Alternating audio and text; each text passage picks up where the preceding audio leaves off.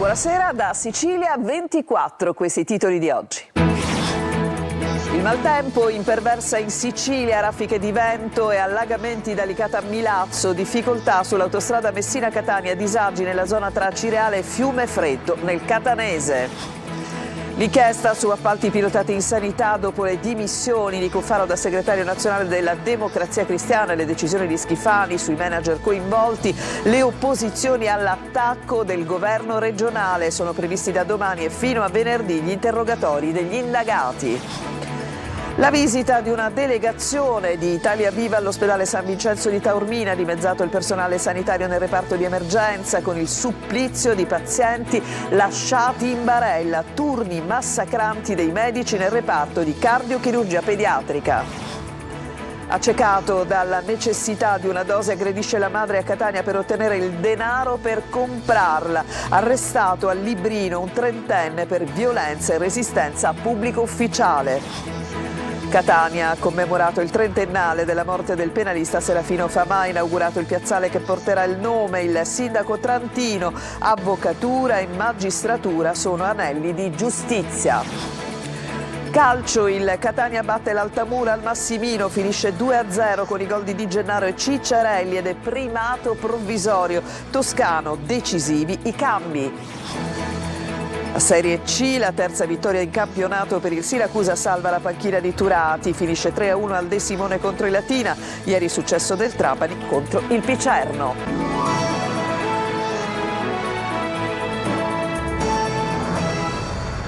Ben trovati e noi apriamo il nostro telegiornale questa sera con il maltempo diffuso in tutta l'isola, allagamenti in molte località, da Licata a Milazzo, difficoltà per gli automobilisti sulla autostrada 18 Messina-Catania. Ci riassume la situazione Francesco Triolo. Attesa e segnalata l'ondata di maltempo che si è abbattuta oggi sulla Sicilia. La Protezione Civile regionale aveva dato l'allerta gialla e infatti si sono verificati diversi disagi e allagamenti in alcune aree dell'isola, attivati anche 4 centri operativi comunali nei comuni di Licata, Santa Lucia del Mela, Saponara e Milazzo, mentre la sala operativa unificata della Protezione Civile regionale ha mantenuto un costante monitoraggio della situazione attraverso il raccordo con i sindaci e i presidi territoriali. Particolarmente colpiti la zona di Licata, dove fin dalle prime ore del mattino sono state operative numerose squadre di volontari della Protezione Civile in supporto ai vigili del fuoco e alla polizia locale, impegnate in interventi di soccorso alla popolazione, rimozione di fango e acqua e messa in sicurezza delle aree maggiormente colpite. E intense precipitazioni di questa mattina hanno lasciato il segno. Questa, per esempio, è la strada comunale Marcotto a Licata. Sempre nell'Agrigentino si è alzato il livello del fiume Salso. Una bomba d'acqua accompagnata da forti raffiche di vento si è abbattuta poco prima di mezzogiorno tra Cireale e Fiumefreddo, causando allagamenti e disagi alla viabilità. Le criticità maggiori si sono verificate a Giarra e Fondachello di Mascali, dove l'acqua ha invaso un sottopasso. Sul posto sono intervenuti i vigili del fuoco che hanno soccorso una coppia di anziani a bordo di una vettura in panne. Ad Acireale il vento ha divelto una lamiera installata per i festeggiamenti di Santa Venera, allagata alla 18 nel tratto Giarra e Fiumefreddo. Vento, forte pioggia e disagi anche a Messina e Taormina, dove è crollato un albero. A Milazzo diverse strade sono state chiuse, soprattutto nel quartiere San Paolino, così come l'Asse Viario, il Castello, Palazzo d'Amico e tutti i siti culturali per motivi di sicurezza. Nel siracusano a Mazzarrino il sindaco ha richiesto l'intervento di squadre di protezione civile per la rimozione di fango e detriti dalle strade comunali, mentre a Palermo i vigili del fuoco sono intervenuti per soccorrere e mettere in salvo alcune persone, un uomo, una donna e un neonato di 4 mesi, rimaste intrappolate nella loro auto a causa dell'acqua alta in via Ugo La Malfa, in prossimità del sottopassaggio di accesso a Viale Regione Siciliana. E adesso cambiamo decisamente argomento perché è sempre più bufera nel centrodestra siciliano a causa dell'inchiesta della Procura di Palermo sul presunto sistema Cuffaro.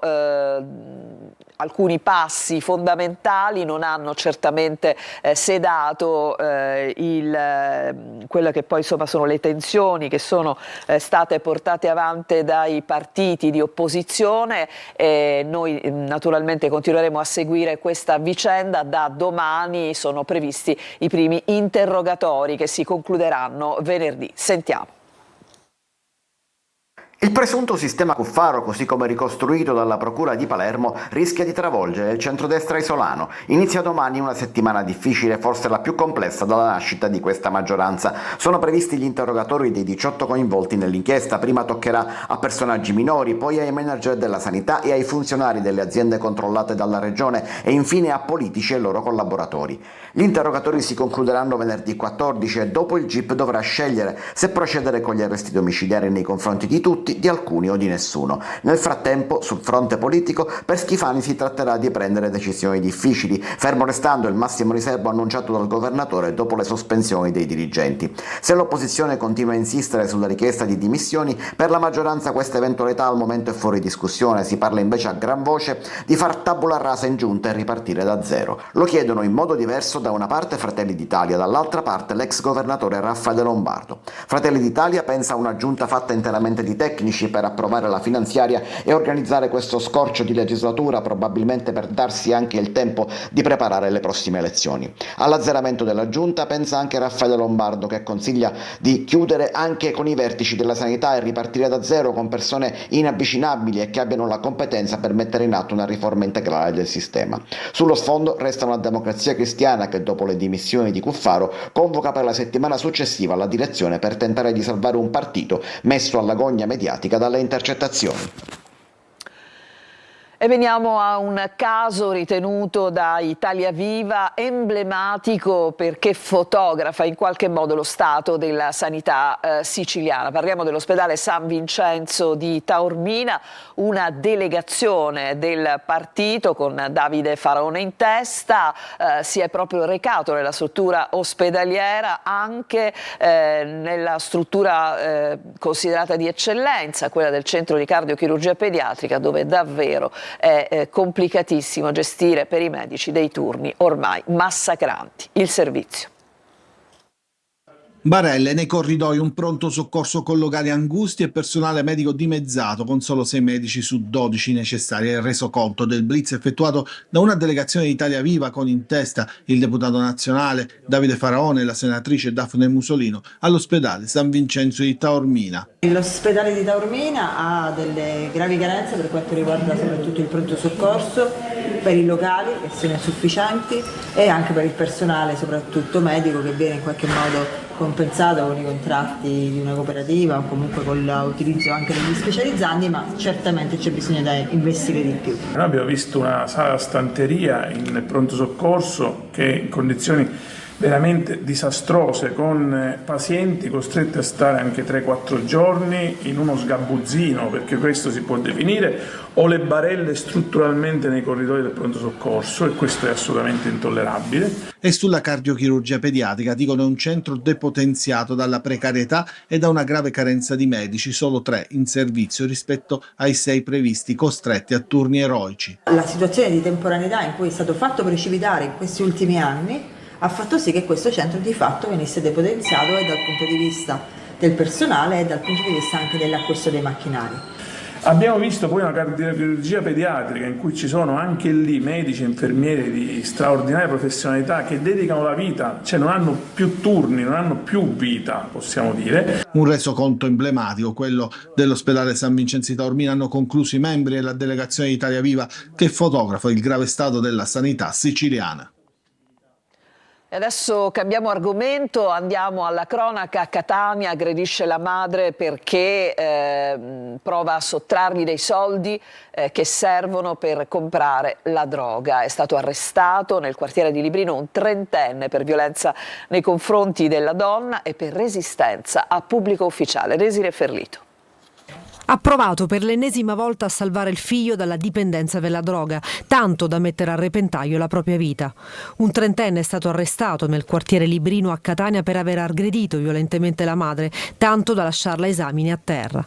L'intervento degli altri 2 figli, che hanno allertato in lacrime il numero unico di emergenza, ha evitato il peggio.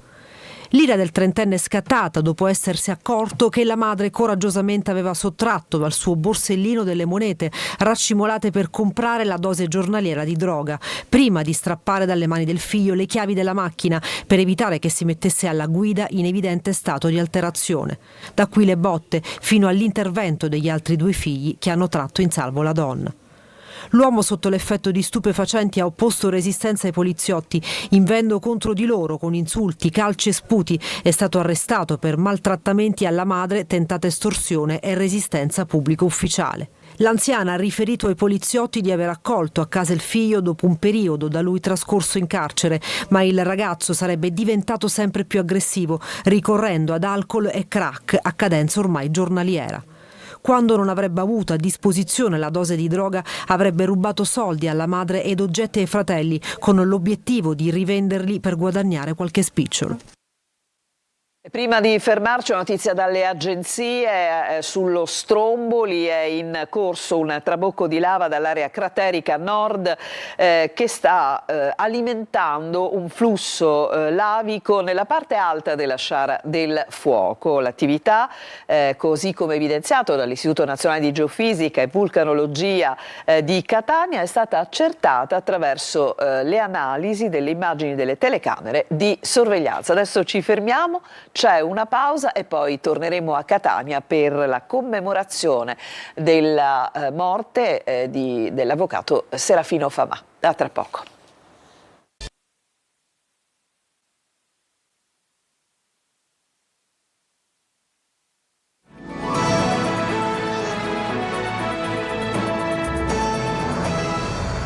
Siamo tornati in studio. Esempio di legalità e coraggio. Catania commemora il trentennale della morte del penalista Serafino Famà. Oggi è stato inaugurato il piazzale che si affaccia sul Parco Falcone. Sentiamo Tonino De Mana.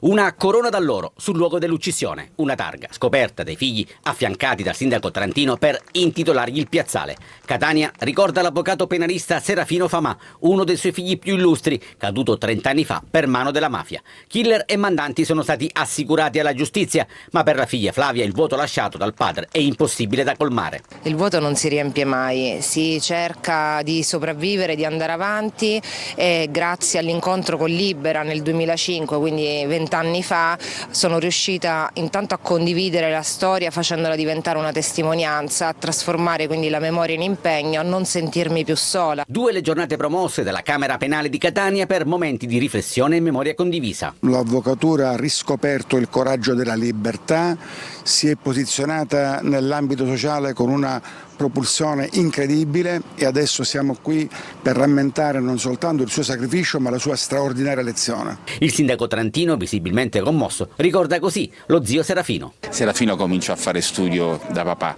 e quindi sono tantissimi ricordi che mi vedono legato a Serafino, che inizialmente chiamavo zio Serafino, poi dopo la laurea cominciai a chiamare Serafino, proprio perché comunque era una persona a cui mi rivolgevo poi professionalmente, perché avevamo la stessa passione per il codice di procedura penale. Avvocatura e magistratura si fondono e diventano anelli di giustizia. Credo che sia estremamente significativo il fatto che questo Parco Famà, che è annesso a Piazzale Famà, sia frontistante a Parco Falcone, quasi a voler simbolicamente unire come magistratura e avvocatura percorrono lo stesso tragitto per l'affermazione del valore unico che è quello appunto della giustizia. L'iniziativa ha ottenuto il riconoscimento della medaglia del Presidente della Repubblica Mattarella.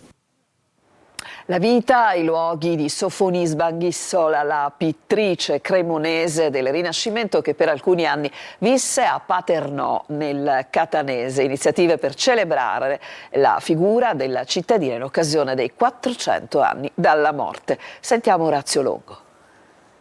Tra il 1573 e il 1579 Sofonisba Anghissola visse a Paternò nel Catanese, sposa di Fabrizio Moncada e pittrice di una certa fama nell'ambito della pittura rinascimentale femminile. A Paternò ha lasciato 2 dei suoi lavori più importanti, la Madonna dell'Itria e la Madonna della Raccomandata. Nel racconto degli storici, Sofonisba fu una donna con una forte personalità che seppe conquistarsi importanti margini di autonomia. La città di Paternò le rende omaggio in questi giorni in occasione della commemorazione del 4° centenario della morte, con una serie di eventi a partire da 2 tour nei luoghi in cui visse. I luoghi vissuti dall'artista in questa città, vedere magari com'era la Paternò del Cinquecento, dopodiché ci sarà la consegna del premio Sofonisba Anghissola, giunto ormai alla 3ª edizione, si concluderà con una inaugurazione di lavori di lavori artistici, quindi una mostra. Abbiamo voluto mettere in rete alcuni luoghi importanti di Paternò, il castello, la matrice, la chiesa di San Francesco alla Collina, questa chiesa del monastero della Santissima Annunziata, perché utilizzando il filo conduttore della presenza di Sofonisba Anguissola a Paternò ha lasciato 2 importanti dipinti, uno dei quali è sicuramente uno dei suoi capolavori universalmente riconosciuti, e attraverso questo filo conduttore vogliamo presentare in maniera diversa il nostro territorio. Tra le iniziative previste anche un annullo filatelico, 2 estemporanee di pittura e la premiazione del concorso di disegno per le scuole. Adesso un'altra pausa, nell'ultima parte del nostro telegiornale, il calcio.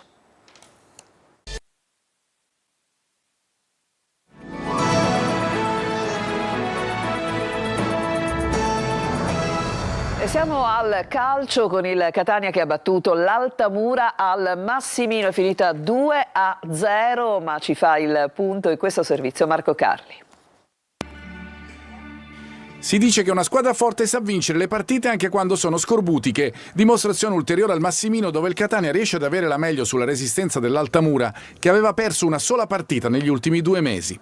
Toscano cambia davanti, Caturano dal primo minuto, poi la stessa formazione iniziale di Caserta.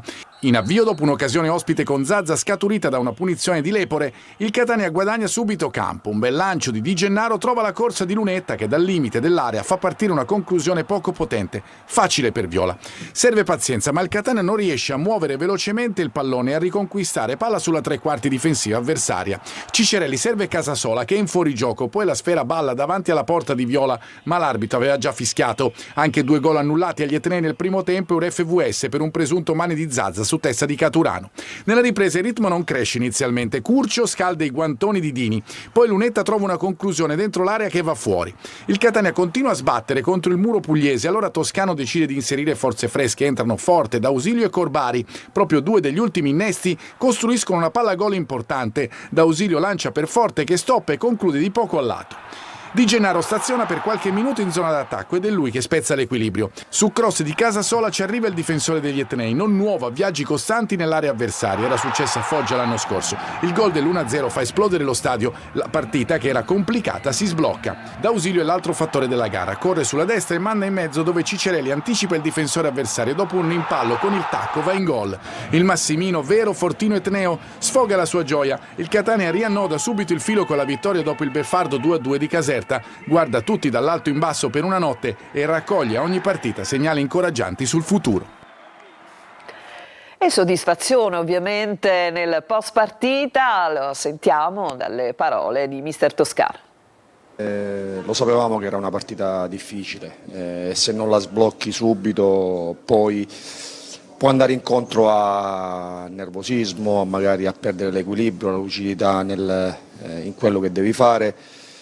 Non abbiamo fatto benissimo nei primi 30 minuti, non mi è piaciuta la circolazione della palla, le scelte fatte, poi quando abbiamo messo energia negli ultimi 10 minuti, un quarto d'ora del primo tempo, abbiamo creato quelle 4-5 situazioni del rigore che secondo me ci può stare. Abbiamo iniziato bene il secondo tempo con il piglio giusto, i cambi hanno fatto la differenza, hanno dato qualità, intensità. Abbiamo portato a casa una partita difficile, ma la voglia di rimanere in partita lucidi, di essere consapevoli che se fai le cose per bene puoi portare a casa le partite, quello ci deve insegnare questa partita. Ci deve essere il coinvolgimento di tutti, devo essere bravo io a coinvolgere tutti perché tutti possono determinare in questo Catania. Non ci siamo mai nascosti dall'inizio dell'anno che vogliamo essere insieme alle altre squadre che hanno costruito squadre per posizione di vertice a competere con loro, non ci siamo mai nascosti, però lo dobbiamo dimostrare ogni partita come stiamo facendo. L'intervista a Toscano era del collega Marco Carli. Adesso la terza vittoria in campionato per il Siracusa che al De Simone ha superato 3-1 il Latina. Il successo ieri anche del Trapani contro il Picerno Sergio Colosi. Il Siracusa vince, la classifica si accorcia e la panchina di Marco Turati è ancora salva. Il 3-1 del De Simone premia l'ottima prova dei padroni di casa contro un Latina apparso la controfigura di quello che ha battuto il Benevento e pareggiato con la Salernitana. Mezzo giro d'orologio e Zanini, smarcato dal tacco di Molina, sblocca la gara. Buon primo tempo del Siracusa, Cancellieri e soprattutto Limonelli vicini al raddoppio. Pericolosi anche Molina e Zanini. Latina dalle parti di Farroni soltanto con il diagonale di Parigi nel minuto di recupero. Nella ripresa azzurri ancora padroni del campo, impreciso il destro di Molina, la rabbia agonistica di Guadagni con conseguente irregolarità di Pellitteri vale il 2-0 sul rigore di Parigini. Gol ed emozioni nel finale, al 47esimo girata vincente di Di Giannantonio per il 2-1, ma le speranze laziali di rimonta franano al minuto 51 con il diagonale di Cancellieri, migliore in campo. Dal Trapani arriva un contributo alla squadra di Turati, successo al provinciale contro il Picerno, fermo a 10 punti, uno in più del Siracusa. Granata al terzo successo di fila, sempre per 2-1, con la doppietta di Fischnaller, che vale un posto nei play-off. E con questo servizio si chiude questa edizione di Sicilia 24. Grazie a tutti per averci seguito e buona serata.